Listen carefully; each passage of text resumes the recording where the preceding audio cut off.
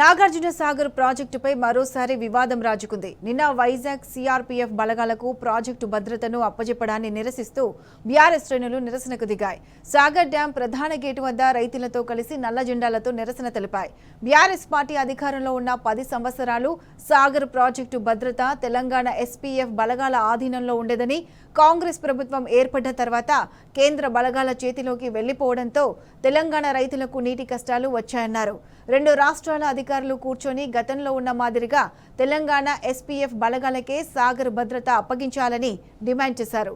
లేని పక్షంలో BRS party తరపున పెద్ద ఎత్తున ధర్నాలు చేస్తామని హెచ్చరించారు.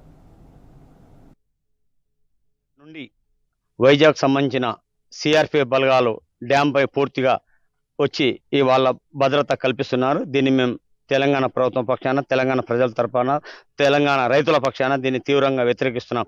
ఎందుకంటే కేసీఆర్ గారి 10 సంవత్సరాల పాలనలో తెలంగాణ ప్రభుత్వం పూర్తి మెయింటైన్ చేసింది. ఇప్పుడు కాంగ్రెస్ ప్రభుత్వం వచ్చినాక గత 15-16 నెలలు కేంద్ర బలగాలు నిర్వహించినప్పటికీ నిన్న ములుగు తెలంగాణ సిఆర్పీఎఫ్ పంపించి మరి వెంటనే వాళ్ళు కూడా వెళ్ళిపోయారు. వెళ్ళినట్టు చేసి ప్రీ ప్లాన్ గా వైజాగ్ సంబంధించిన సిఆర్పీఎఫ్ బలగాలు తెచ్చి డ్యామ్ ఒప్పచెప్పారు. దీన్ని మేము తీవ్రంగా ఖండిస్తున్నాం. ఎందుకంటే వాళ్ళ బలగాలు పెట్టుకుని ఎన్ని నీళ్లు వదులుతున్నారు, ఎన్ని క్యూసెక్కులు పోతున్నాయి, ఎన్ని టీఎంసీలు పోతున్నాయి మాకు ఎలాంటి అర్థం కాని పరిస్థితి. గతంలోనే నవంబర్ 29, 2023లో తెలంగాణ పోలీసుల మీద ఆంధ్ర పోలీసులు దౌర్జన్యం చేయడం మనం చూడడం జరిగింది.